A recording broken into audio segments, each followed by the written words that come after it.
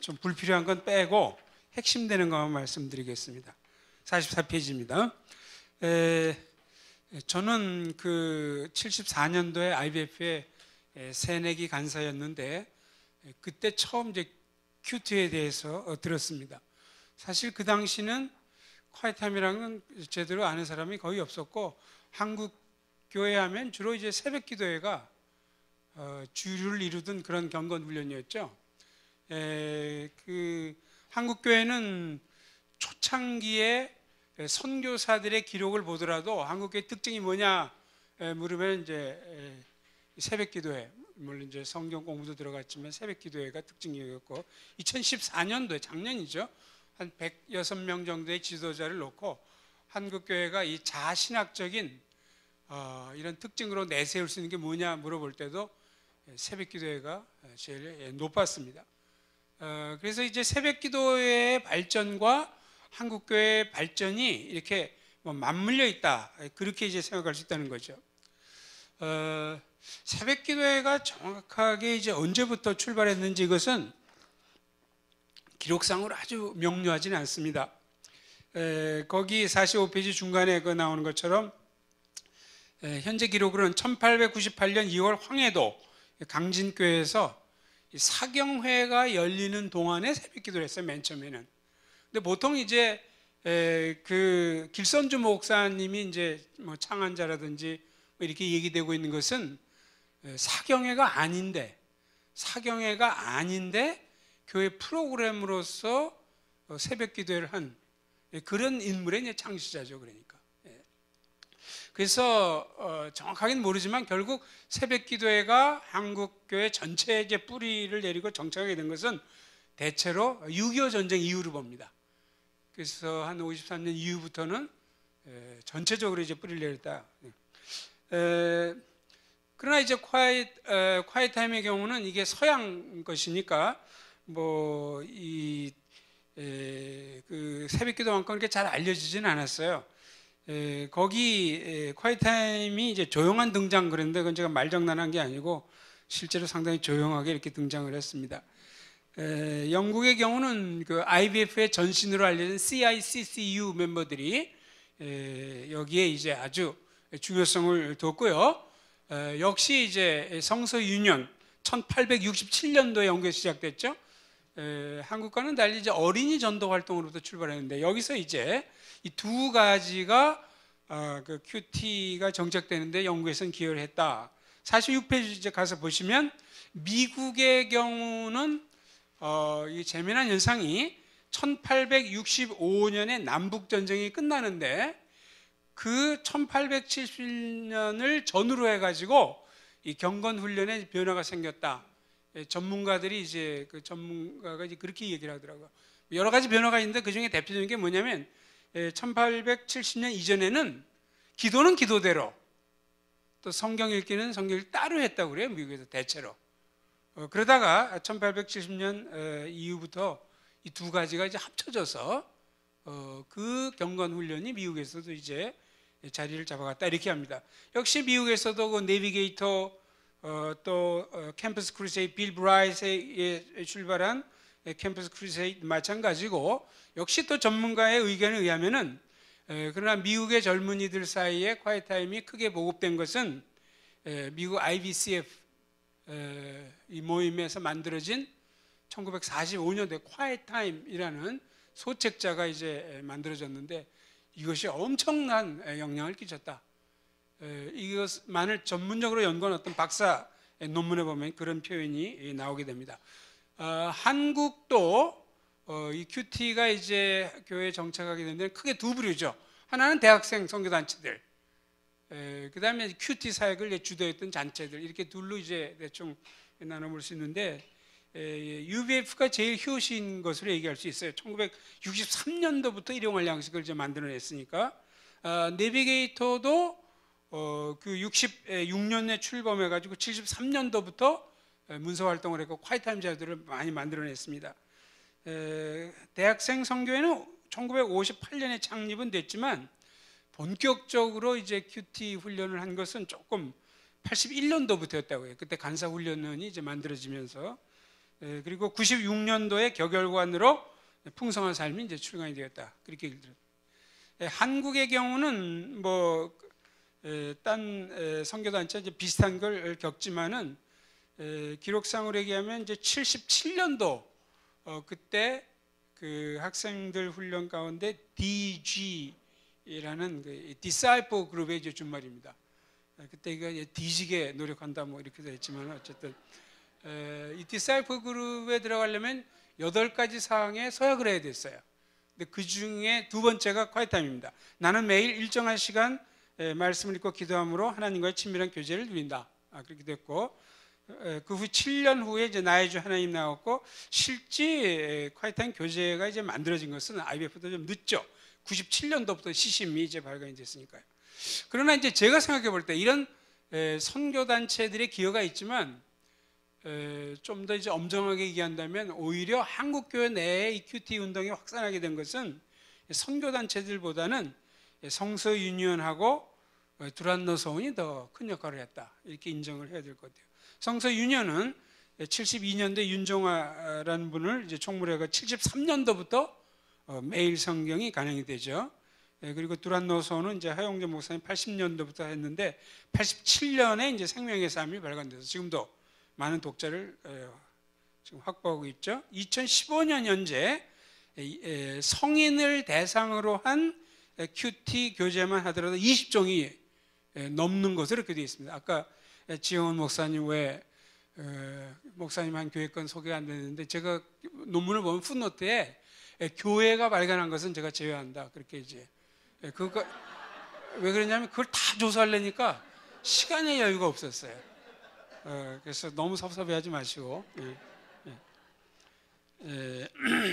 그런데 결국 이제 어떻게 보자면 과거의 새벽기도회가 굉장히 활성화된 시기로부터 새벽기도회에 약간의 쇠퇴가 있었고 사실 특세라는 것도 그 쇠퇴의 한 반영이라고 얘기할 수 있어요. 잘 안 모이니까 특별한 기간에도 열심히 하자는 거 아니에요? 그럼 이러한 경건의 훈련에 이제 그 변화가 있었는데 왜 이런 변화가 일어나냐라고 얘기한다면은 이 한국 교회 자체의 변화가 또 있는 거죠.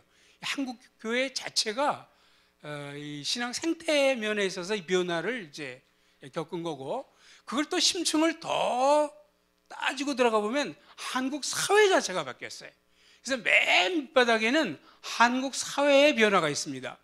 그리고 여기에 원하든 원치 않든 한국 교회가 신앙적 생태에 영향을 받은 거고 이것이 새벽기도회의 쇠퇴와 또 큐티 그 활성화가 이렇게 세 가지가 이렇게 맞물려 있다는 거죠.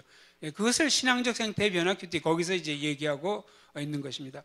그러니까 일단은 먼저 한국 사회의 변화를 얘기해야 되는데 그럼 한국 사회가 뭐가 변했단 말이냐? 한마디로 탁 짚는다면 아주 쉽게 얘기할 때 한국 사회가 훨씬 더 개인주의화 됐다.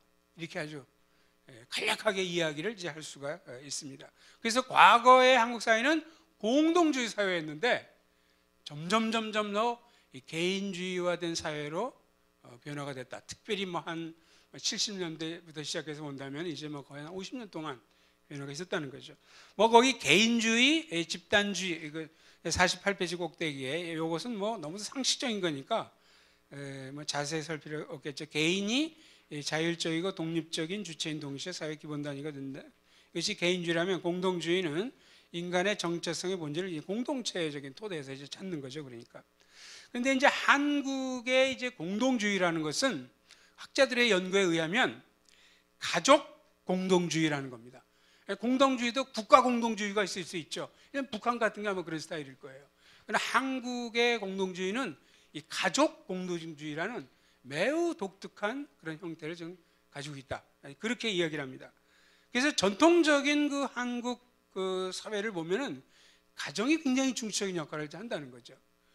이게 이제 조선 시대부터 시작한 그 유교의 영향을 받아가지고 일제 강점기를 거쳐서 근대 이제 한국 사회로 변할 때까지도 이 가족을 중심으로 한 이런 가족 공동주의가 굉장히 중요한 것 같아요. 이 한국의 전통적인 그 가족주의적 사회 특징이 뭐냐? 이 세 가지인데 이건 너무 우리가 상식적으로 다 아는 겁니다. 예를 들면 가족 이상의 모든 집단과 공동체조차도 가족식으로 이해한다는 거예요. 예를 들면 농가라는 말을 쓰지 않습니까? 농가. 그게 농업사회란 말이거든요. 근데 거기에 집가자를 쓰는 거죠. 그뿐이 아니죠. 국가도 가족의 연장이에요. 국가. 이 집가자를 쓰지 않습니까? 이 정도로 아주 모든 그 공동체가 가족 공동체 중심으로 이해된다는 거죠. 그러면서 가부장적 권위가 극도로 강조되죠. 효사상 같은 것이 이제 그걸 얘기하지 않습니까? 그러니까 이제 공동체의 개인은 개인의 주체성이나 이런 것은 거의 잘 나타내지 않습니다. 그러면서 이제 한국 사회는 특별히 1960년도부터 이제 변화를 서서히 이제 맞게 되죠. 60년대 이제 소위 5.16 군사 정변을 통해서 그 당시에 산업화, 도시화가 크게 이제 추진이 되기 시작합니다. 물론 이제 이것이 사회 곳곳에 완전히 이렇게 세틀다운하는 데까지 70년대, 80년대로 봐야 되지만 그때부터 출발했죠. 그리고 우리가 아는 많은 그 민주화의 아픔들과 이제 이런 것들이 되면서 90년대를 이렇게 지나가게 됐죠. 그래가지고 이러한 과거의 전통적인 그 가족주의사로부터 이 근현대를 이렇게 지나면서 현재 우리가 이해하는 한국의 이런 가족의 모습은 그 전문적인 사회학자들이 얘기하면 매우 독특하다. 매우 독특하다는 얘기는 뭐냐면 현재 우리가 보는 이 가족의 모습과 이 가족주의는 현재 한국의 가정은 전통적 가정과 완전히 달라요. 전통적 유교식의 그것과 많이 다릅니다. 그러면 이것이 지금 서구식의 가족과는 어떤 이것과도 또 완전히 다르다는 거죠. 그래서 이것이 전통적 가정도 아니고 서구식 가정도 아닌 그 중간에 어디에 점하고 있다. 이렇게 이제 설명들을 합니다. 제가 그것을 좀 알기 쉽게 하기 위해서 49페이지에 5가지 사항으로 현재 한국의 가정을 이제 묘사를 했는데 글씨가 너무 작아서 읽기 힘들 정도인데 그렇지만 이 내용이 중요하기 때문에 잠깐만 제가 설명을 드리겠습니다. 우선 첫째 이제 단위 구성을 보면요. 이 가정이란 단위를 얘기합니다. 전통적 가정은 개인 가정으로서의 경계가 불투명해요. 왜 그러냐면 각 가정은 더 큰 단위, 예를 들면 문중이라든가 가문이라든가 친족이라든가 요게 일부로만 존재하기 때문에 그 개인 가정의 경계가 불투명하죠. 반대로 와가지고 서구식 가정 보세요. 서구식 가정의 경우는 그 개개인과 다른 가정 사이 경계가 아주 명확합니다. 또 그 가정과 또 다른 집단. 비유컨대 그러니까 서양의 가정이라는 것은 하나하나가 이 모래알이라고 이렇게 비유할 수 있을 거예요. 이런 식의 기본 단위를 구성하는 거죠. 그럼 현재 한국에 우리가 보고 목격하고 있는 가정은 어떤 형태냐 물어볼 때 거기 이웃의 다른 가정과 행정상으로는 구별돼. 행정상으로는 분명히 주소도 다르고 이렇게 다. 그렇지만 실생활상으로는 경계가 불투명한 경우가 많이 있어요. 물론 이 경우에 수도권의 그 가정과 중소도시와 시골로 갈수록 달라진 시골로 갈수록 경계가 불투명합니다. 사실은. 그러니까 각 가정이 이론상으로는 기본 단위로 되어 있어요. 지금 현재. 그러나 심리적으로는 더 큰 집단의 일부로 간주하고 간주되는 명절마다 고향을 찾아가서 뭐 이런 여러 가지가 이제. 그 다음에 가족의 얼개. 가족의 얼개라는 것은 말하자면 가족의 구성원을 얘기합니다. 몇 명, 누가 이제 가족을 구성하고 있느냐 문제죠. 전통적 가정은 부모 외에 우리가 하는 것처럼 다 할머니 할아버지가 모시고 살았잖아요. 그러니까 좀 특수한 경우는 외할머니 쪽도 있지만 그 외에도 거기 뭐 고모도 있었고 뭐 이모도 있었고 외삼촌. 저도 어렸을 때 얼마나 많은 사람이 살았는지 몰라요. 그 한 가족에. 서양은 절대 그렇지 않죠. 완전히 티피컬한 핵가족입니다. 부부와 자녀로 구성되죠. 오늘날 한국 가정은 현재 어떤가? 형식상으로는 부모, 자녀, 핵가족이 상당히 많이 있어요. 그러나 우리나라의 사정을 보면은 시부모나 친정부모를 근처에 가까이 모시는 이런 경우가 꽤 많이 있습니다. 그러니까 같이 살진 않지만 가까운 거리에 이제 모시고 그래서 심리적으로는 항상 핵가족 이상해요. 실제로. 또 심지어 뭐 시부모나 뭐 친정부모와 지력으로 가깝지 않더라도 요즘은 워낙 커뮤니케이션이 많이 발달돼 있잖아요. 그러니까 뭐 전화에다 뭐 소셜 여러 가지 또 뭐 카카오톡 해가지고 수시로 대화하고 수시로 연락하고 거기에 있기 때문에 그 심리적인 면에서는 아직도 상당히 확대된 가족의 일부로 생각되는 이런 면들이, 이건 전통적인 것과 다르고 서구적과 다르다는 것. 셋째, 개인성의 보장 문제.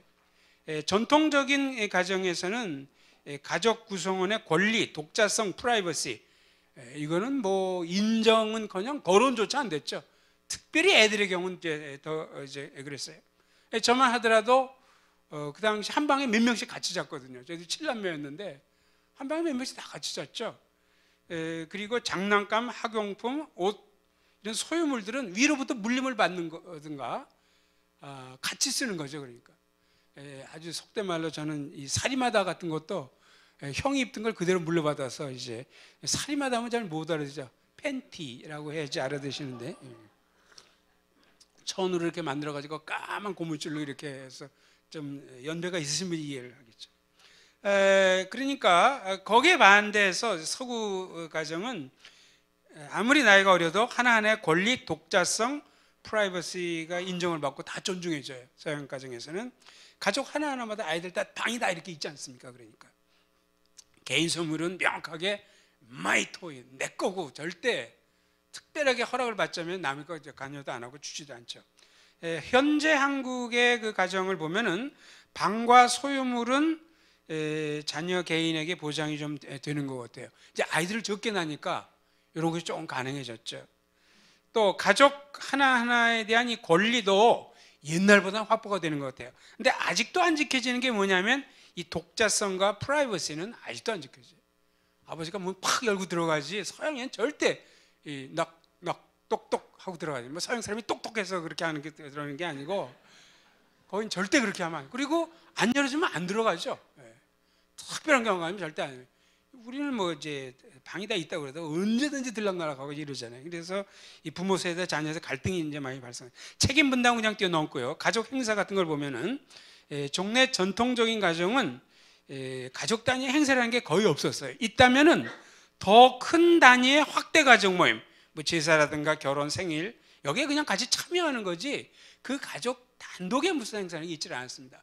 서양은 이 가족 함께하는 행사 프로그램이 거의 연례적으로 다 알고 있고 정기적으로 이루어지죠. 만약 뭔가 새로 하려면은 어린애까지 다 불러가지고 의견을 조율을 하고 해가지고 이런 걸 결정합니다. 현재 한국 가정을 보면은 옛날에 비해서 가족 단위의 특별 행사나 프로그램, 외식, 여행, 문화행사, 영화 관람, 나들이들이 굉장히 많이 늘어났어요. 옛날에 비해서. 그러나 아직도 주로 부모의 주도적인 계획에 의해서 하는 거지, 특별히 또 나이가 어릴수록 뭐 자녀에게 묻고 뭐 이러지는 않는 것이죠. 그래서 이러한 그 한국 사회 자체가 전통적인 것으로부터 완전히 서구적인 것은 아니지만 상당히 옛날과는 다른 이런 형태로 이제 지금 발전되어 있다는 거죠. 그것을 제가 50페이지 꼭대기에 세 용어로서 정리를 해봤어요. 현재 오늘날 한국 가족주의 모습이 준집단주의다. 한국의 가정은 과거의 전통적 공동주의와는 결별을 했지만 서구의 개인주의와는 사적 집단의 차이가 나는 건 탈권위주의.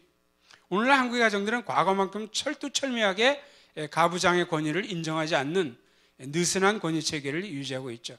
여기에 아버지의 슬픔이 있는 게 아니겠어요? 그러니까 우리가 다 아는 거죠. 선자주의. 오늘날 가족 공동체 구성원들은 과거처럼 자기 정체를 관계주의적 이념에 묻어버리지 않고 각자의 주체성, 개체성, 개인적 주체성, 이런 것들을 이제 전면에 내세운다. 그래서 이런 한국 사회 자체의 변화가 있었다는 거죠. 그럼 교회라는 것도 사회를 떠나서 존재하는 건 아니잖아요. 우리가 그렇게 생각하고 뭐 분리적으로 생각을 따르는지 실제적으로는 전혀 그렇지 않습니다. 사회와 교류하고 사회 영향을 받는 거죠. 그러니까 그래서 이 한국 교회 내에도 어떤 그 생태 변화가 있게 되는데, 이제 아주 간략하게 이제 이야기를 한다면, 저는 1890년대부터 1970년대까지 너무 긴 시간이지만 큰 변화가 여기 있다고 생각하지 않기 때문에 긴 시대를 보면은 한국 교회가 이 시기에는 집단적 면모를 이제 보이기 시작하는 거죠. 즉 가정, 학교와 다른 교회라는 것도 또 하나의 독자적인 공동체다. 이런 인식이 이제 가능하게 됐다는 거죠. 이런 면에서 유교나 불교보다 영향이 좀 더 강했던 것 같아요. 그러니까 이 교회는 매주 예배를 드리고 주중에 여러 공동체적인 활동 이런 게 있기 때문에 주위 사람들이 볼 때 교회란 하나의 집단이다. 이런 인식이 이제 훨씬 가능해요. 그러면서 이 집단의 우두머리는 목사다. 가부장적인 권위 그 밑에다 포섭이 되는 거죠. 벌써 그 한국교회 역사를 보면 그 1900년도 부흥되면서부터 목사를 다 신학교에서 배출을 했습니다. 그래서 이들이 이제 그 역할을 이렇게 되다 보니까 역시 그리스도인 개개인 신앙 공동체의 개개인은 자기의 뭐 위상을 이렇게 드러낸다든지 파악한다든지 이런 것은 많이 나타나지 않았던 거죠. 그리고 이제 1970년도부터 2000년까지를 제가 번영기다 이렇게 하는 수적인 변형이 굉장히 했던 시절이죠. 이때 교회 집단제적 성격이 확연히 더 드러나게 됩니다. 왜 그러냐면 이때 교회 숫자가 엄청 늘어날 뿐만이 아니고 주로 교회마다 교회당을 다 짓고 이러면서 여러 가지 활동을 하니까 이제 이 교회의 집단제적 성격이 이 기간에 뭐 확연하게 드러나고 모두 다 인식하게 되고 이제 그런 거죠. 역시 맞물려서 목회자의 권위와 리더십이 하늘에 닿을 듯 치솟은 이런 시기다 그렇게 생각을 해요. 이 시기에 만들어진 표현 가운데 목회자를 가리켜서 주의 사자, 저는 그 MGM 뭐 그 사자가 아니고 이 구약의 표현이죠. 어떤 사람은 좀 더 길게 표현하길 좋아했죠. 주의 기름 부음 받은 종, 뭐 이런 표현들이 이제 이때 다 이제 그 전부터 조금씩 있었지만 굉장히 부각이 된 거죠. 이것이 다 목회자의 권위와 리더십이죠. 그러니까 집단체 성격이 너무 많이 강조되고 목회자 리더십이 드러나면 교회를 구성하는 개개인의 뭐 자아의식 이런 것은 미미하게만 되어 있지 않죠. 이게 이제 두 번째 시기고요. 51페이지 꼭대기를 보세요. 51세기 꼭대기 보면 이제 21세기, 이제 2000년도 이후를 좀. 그래서 아까 제가 준집단주의, 탈권위주의, 선자주의 그 세 가지를 얘기를 하지 않았습니까? 그것은 바로 옆 페이지를 보시면 한국의 가족주의, 현재 한국의 가족주의가 준집단주의, 탈권위주의, 선자주의의 모습을 가진 것처럼 이게 교회에도 영향을 줘가지고 교회 역시 준집단주의, 탈권위주의, 선자주의 이런 현상들이 나타나게 됐다는 거죠. 그럼 교회 내에서 준집단주의라는 건 뭘 얘기할까요? 이건 교회 공동체에 대한 태도가 정말 21세기라도 많이 바뀌었어요. 과거에는 그리스도인이 대체로 가정보다 교회를 우선시했고 목회자들이 다 가정을 희생하면서 교회 사역하고 뭐 이랬잖아요. 빠르게는 80년대부터 뭐 새생활 세미나 이런 데부터 시작해가지고 가정의 중요성을 얘기를 합니다. 오늘날은 누구도 가정을 희생하며 교회를 섬겨야 된다. 그렇게 전혀 생각하지 않죠. 탈권위주의죠. 과거에는 목사하면 하나님의 종이니까 우리가 무조건 공대하고 무조건 순종해야 된다. 늘 제가 쓰는 말이지만 순종 안 하면 잡종이니까 어떻게든지 이제 해야 된다. 이런 식으로. 그러나 요즘 굉장히 많이 달라졌어요. 요즘 사람들은 어떻게 생각하냐면 목회자에게 얼마나 실질적으로 권위를 인정받을 만한 그 점이 있느냐, 설교를 잘하느냐, 그것만 우리가 존경한다는 거죠. 그러니까 목회자라서 완벽하지 않다는 거예요. 그러니까 이건 상당히 합리적이고 뭐 일리도 있는 그런 것이죠. 제가 이걸 비판적 선별 반응식이라고 했는데 이런 것들이 굉장히 많이 이 교인들의 태도에 바뀌었습니다. 또 이 선자주의가 그리스도인 자신에 대한 태도에 영향을 미치죠. 개인이 모든 가치 판단과 행동 방침의 결정 시행에서 중심되는 것을 이제는 당연시하게 여기는 이런 것입니다. 그래서 이제 결국 이렇게 사회의 이 변화가 신앙 공동체의 신앙적 행태에도 분명 영향을 주고 이런 바뀐 태도들이 이 교회 집단에 대해서 준집단주의, 목회자에 대해서 탈권위주의, 그리스도 자신에 대해서 선자주의 이런 식으로 이제 바뀌었다는 거예요. 그리고 그 맨 위에 이제 우리가 새벽기도와 큐티의 변화도 또 목도가 된다는 거죠. 뭐 새벽기도와 콰이타임은 그 대조표를 뭐 굳이 설명할 필요가 없어요. 아주 자명하죠. 차이가. 새벽기도는 공적 집회 아닙니까? 콰이타임은 사적 경건 훈련이에요. 새벽기도는 목회자 주도의 경건 사역이에요. 그러나 콰이타임은 개인주도의 자율적 활동이고, 새벽기도는 신자들이 수동적으로 참여하는, 이쪽은 능동적 실행입니다. 자, 그러면 왜 이렇게 새벽기도회가 이제 쇠퇴됐을까? 새벽기도회가 꼭 콰이타임이 들어왔기 때문에 쇠퇴된 건 아닙니다. 콰이타임이 안 들어왔더라도 새벽기도회는 어느 정도 시대적으로 쇠퇴할 수밖에 없었다. 세 가지 이유 때문에 그렇습니다. 첫째, 새벽기도회가 쇠퇴된 첫째 이유는, 새벽기도는 새벽이라는 시간을 이 신심의 표현과 자연스럽게 연관시키던 세대, 그거의 프랙티스였기 때문에 그래요. 예를 들면 예전에는 보면은 어머니들이 새벽에 일찍 일어나가지고 정한수 떠놓고 천지신명께 빌고, 그럼 우리 다 알던 일이에요. 그러니까 그 세대가 예수를 믿게 되었을 때 새벽 기도회 한다는 것은 너무도 자연스러운 일이었어요. 그럼 오늘날 세대는 다릅니다. 오늘날 세대는 그런 걸 잘 알지도 못하고 들어봤자 옛날 것이지 자기의 금방 내면화시키지 않아요. 또 한 가지는 새벽 기도회는 근대 이전의 공동주의적 사회에서 시행된 목회 프로그램이었어요. 그러니까 근대 이전의 공동주의 사회는 공동체가 뭘 결정해서 한다 하면 크게 반대하지 않아요. 목회자와 공동체에서 새벽 기도를 한다, 여기 나와라, 그럼 그대로 쫓아가는 거예요. 특별히 반대를 하지 않았어요. 요즘은 목회자가 뭐 하나 새로 하려면 얼마나 힘든지 몰라요. 그러니까 이런 새로운 세대에서는 예전과 같지 않다는 거죠. 또 새벽 기도는 산업화나 도시화가 이루어지기 이전에 농촌 생활에 적합한 경험을 방식입니다. 다 같이 일어나서 다 같이 예배드리고 밭으로 나가고 논으로 나가고 뭐 이런 식으로 이제 하죠. 오늘날은 지금 낮밤에 구별이 있습니까? 뭐 전 지구적 커뮤니케이션은 저쪽이 밤이 되면 여기 낮이고 뭐 도저히 이게 가능하지 않죠. 근데 이런 세 가지 때문에 새벽 기도회가 쇠퇴됐다고만 판단하는 것은 조금 좀 피상적인 견해입니다. 이 큐티가 이제 선호되는 이유, 아까 새벽 기도의 쇠퇴 이유는 설명드렸고 52페이지 중간에 큐티가 선호되는 표면적 이유, 그 세 가지. 이건 뭐 상식적인 거죠. 큐티는 새벽 기도회처럼 아침 일찍 하지 않아도 이제 되기 때문에 훨씬 오늘날 사람들에게 선호가 이제 된다는 거죠. 새벽 기도는 보통 4시 또 5시에 이제 하지 않습니까? 물론 큐티도 아침 시간에 하는 게 좋다 하지만 꼭 4시 5시 할 필요는 없는 거죠. 또 그 새벽 기도회는 이 교회당이라는 장소를 통해서만 이루어지는 그러한 경건 훈련이에요. 그러니까 그렇지만 그 큐티는 그런 장소를 꼭 어디 한 장소를 찾아가야 될 필요는 없잖아요. 그러니까 장소상으로도 편리하죠, 큐티가. 또 새벽 기도회는 이 생활상의 이 불편이 많습니다. 새벽 기도에 참석하려면은 예를 들면 뭐 그 전날 좀 일찍 뭐 자야 되는 뿐만 아니라 아침이라도 세수 안 하고 어떻게 새벽 기도에 나갑니까? 여성들은 그래 자기라도 화장해야 되잖아요. 이제 뭐 그다음에 멀면 교통수단이 있어야 되고 또 사람들 몇 명 만나잖아요 거기서. 그러나 콰이타임은 사실 뭐 그런 거 필요하지 않죠. 그냥 뭐 세수 안 하고도 할 수 있고, 속된 말로 아까 얘기한 사리마다만 입고도 할 수 있는 거고, 여름 같으면은 뭐.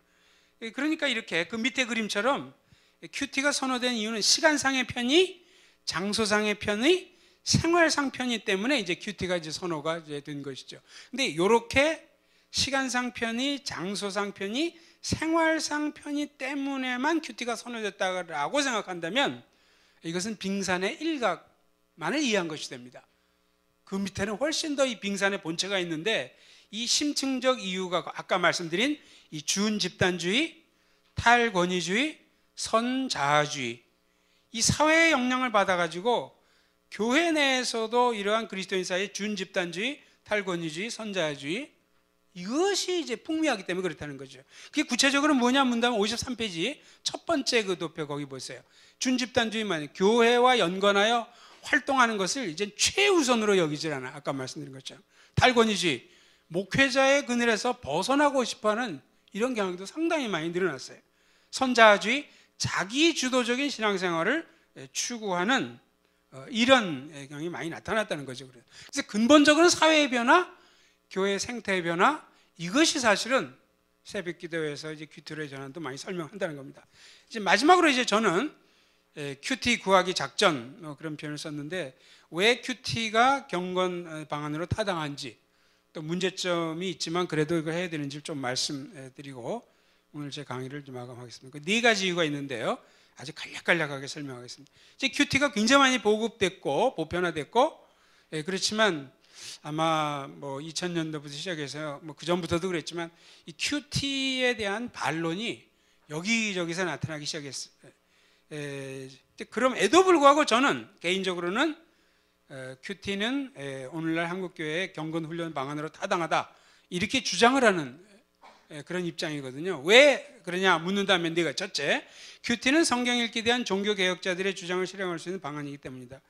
종교개혁자들이 여러 가지 캐치프레이즈를 이제 주장을 했죠. 그 중에 하나가 솔라 스크립투라, 성경만 원리죠. 그래서 성경이 우리 신앙과 생활의 절대적인 표준이 된다. 그러기 위해서 성경을 가까이 읽어야 되고 뭐 신부들만 성경을 읽어야 된다든지 그게 아니죠 이제. 그런데 성경을 읽는데도 여러 가지 방법이 있겠죠. 저는 뭐 자라날 때부터 구약 석장, 신약 한 장 뭐 이런 통독 방식 이런 게 있었는데 해보니까 상당히 피상적이더라고요. 그래서 그거보다는 콰이트 타임식으로 좀 절수를 적게 하면서 하는 것이 실제로 성경을 매일 접근하는 방법이다. 이런 면에서 두 번째, 큐티는 성경 읽기와 기도를 아우르기 때문에 경건 훈련을 해서 손색이 없다. 아까 지영은 목사님 뭐 루터 하면서 이제 오라티오 또 뭐 메디타티오 그 말씀하셨지만 성경 읽기만 하고 기도를 아우르지 않게 되면 이 메마른 그 지성주의에 빠질 수 있어요. 경건이라는 것이. 반대로 성경 읽기를 빼놓고 기도만을 하게 되면은 뭐 종교적 감상주의나 또 심한 신비주의 쪽으로 이제 빠질 수 있습니다.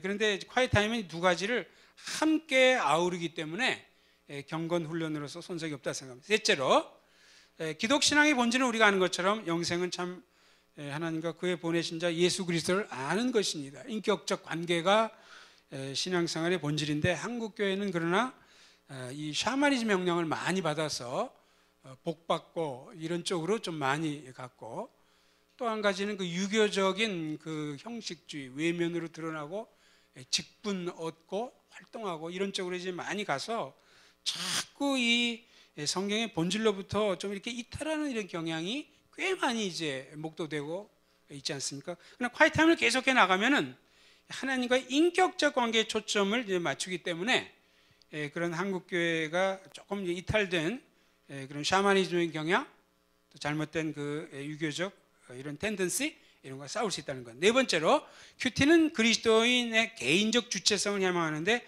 효과적인 경건 훈련 방식이다. 늘 목회자의 설교를 들으면서도 우리 은혜를 받아야죠. 저는 뭐 그걸 늘 강조합니다. 그러나 그거 하나만으로 한다는 것은 저가 봤죠. 성경 자체도 보면은 이 개개인이 하나님과 관계가 많이 강조되고 있으니까. 그래서 이 개인적 주체성을 함양하려면 내가 성경을 읽고 묵상하고 이러한 훈련으로서 네 가지가 타당한 방안이죠. 거기에 비해서 54페이지에 가서 보시면 비판이 굉장히 많습니다. 첫째, 이건 아까 정성욱 교수님이 이제 많이 이제 얘기해 주신 거지만 큐티 실행 과정에 있어서 성경 본문을 그릇되이 해석하고 적용하는 수가 이제 비일비재하다. 뭐 이미 정성욱 교수님 다 얘기했기 때문에 이제 저는 뭐 반복할 필요는 없을 것 같아요. 성경 본문을 올바로 해석하고 적용하는 것은 저도 뭐 그렇게 하려고 노력을 하는데 이게 이제 완전하게 이렇게 하려고 하는 건 하나의 이상이지 또 목표지 잘 쉽지 않다는 거죠. 그러니까 사실 목회자들도 제대로 성경을 해석하고 설교하는 건 얼마나 많이 있겠어요. 다 따지고 보면 목회자들 다 신학 공부하는데도 그렇잖아요. 근데 우리가 모든 그리스도인들이 성경을 읽혀야 되고 콰이트하면 한다 하면은 너무 완벽한 걸 목표로 해서 하면 안 된다는 거죠. 저는 그 성경학자들이나 이 관련 전문 신학자들이 너무 비판만을 좀 하지 말자는 거죠. 비판도 필요하지만 어떻게 하면 일반 교인들을 좀 도울 수 있을지 구체적인 방안들을 좀 만들어내라는 거죠. 오늘 그 정성욱 교수님 한 시도 중에 하나가 전 그거라고 이제 생각을 합니다.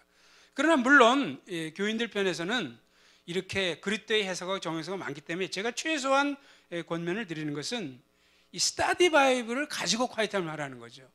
그 성경 본문에 이 좋은 스타디 바이블, 뭐 지금 ESV도 나오고 NIV 스타디 바이블은 웬만한 것들은 다 그 해설해서 잘못 가지 않도록 안내가 다 돼 있어요.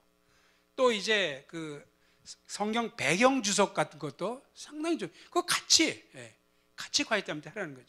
두 번째, 그리스도인들이 큐티를 하면서 자신들의 그릇된 욕망을 정당하기 때문에 큐티는 합당한 경건을 될 수 없다. 거기 기복적 욕망, 고착화된 개인적 관점, 이기주의적 열심, 탐욕, 성경 집착, 적극적 사고방식, 근데 이건 문제점이긴 하지만 이거는 큐티 자체에 있는 문제가 아니고 큐티에 접근하는 그 사람 마음의 문제죠. 그러니까 이걸 큐티에다가 책임을 지운다고 하는 것은 책임 회피예요. 그러니까 그래도 이것은 큐티 이전의 문제예요.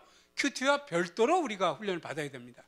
그래서 우리 소위 육신, 땅에 있는 육신을 죽이는 이 훈련을 해야 되고 평소에 우리 마음을 좋은 것으로 채우는 이 훈련이 이제 하면서 이제 셋째, 큐티 실행 여부에 따라 바람직하지 않은 양극단. 그러니까 큐티가 잘 안 되면 죄의식에 시달리고 큐티가 잘 되면 은연중에 공로의식에 빠지고 하는 것. 이것도 뭐 큐티 자체의 문제라고 저는 생각하지는 않아요. 그래서 이제 큐티 죄책감의 문제는 대부분의 경우 보면 아까 그 윤치현 팀장님도 이제 얘기를 했지만은 성경 읽기나 기도 이거를 의무감, 책임상으로 이제 간주하고 은연중에 그 율법주의적인 시각이 이제 동반이 되기 때문에 이제 그런 거거든요. 그래서 그런 율법주의적인 시각이 좀 교정되는 게 좀 필요하고 큐티를 어쩌다 이제 못하게 될 수도 있죠. 그때 너무 자기를 자학한다든지 이런 것은 옳지 않습니다. 뭐 자만심과 공로의식도 그 읽어보시면 이것도 뭐 네 번째로 제가 이제 또 문제점으로 큐티 실행과 연관해서 이 쇼비니즘, 극단적 쇼비니즘 때문에 이 쇼비니즘은 자기 거는 최고고 남의 걸 다 이렇게 내치는 그런 패턴이잖아요. 큐티 쇼비니즘도 두 가지 이 범위에서 작동이 되는데 당일 본문, 그러니까 오늘 본문을 통해서 하나님이 역사하시고 이 본문을 무짐작이 중요한 저희가 이것을 본문 쇼비니즘이라고 그래요.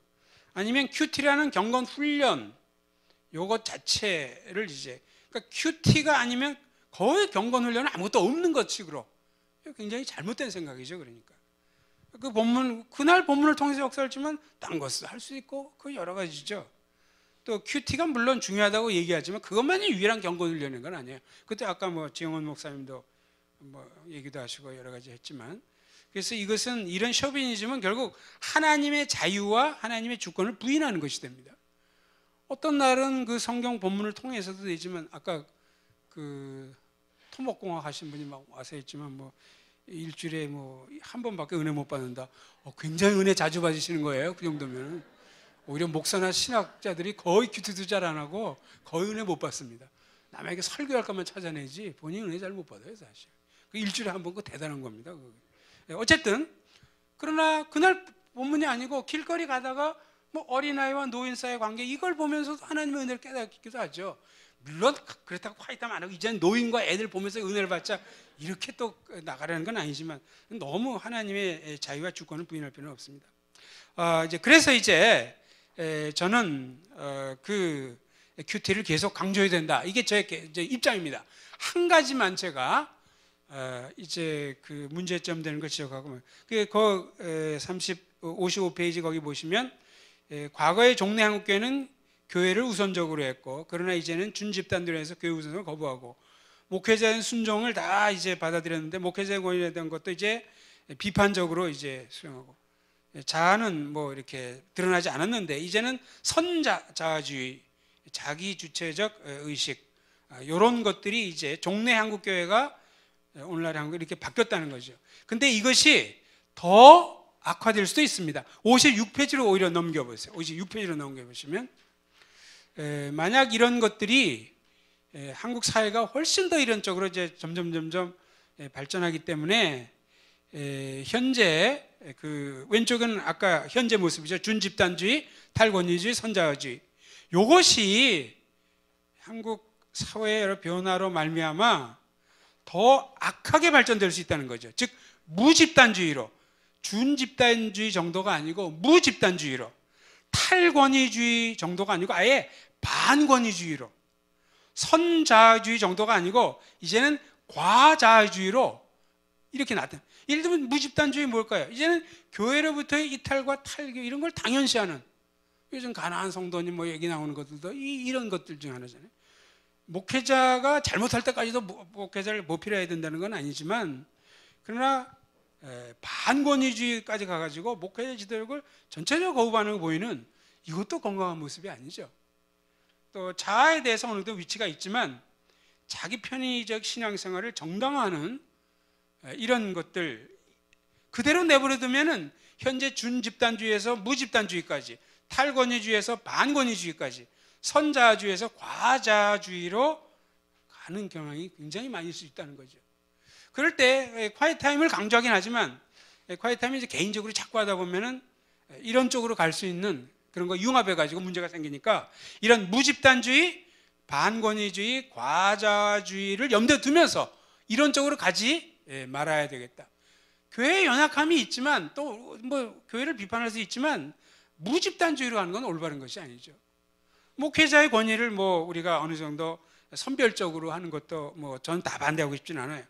그러나 목회자를 완전히 그 권위를 인정하지 않는 것은 결국 자기 자신에게도 손해예요. 그리고 우리 자아는 늘 주님이 근본적으로 네 자신을 부인하라는 그 명령을 볼 때 너무 심해지면 안 됩니다. 그래서 저는 뭐 그런 저희 집사람하고도 그런 얘기를 하지만 앞으로 이제 우리의 경건 훈련은 점점 세대가 갈수록 아마 새벽 기도회보다는 이 quiet time을 선호하는 사람이 좀 늘어날 것 같아요, 앞으로도.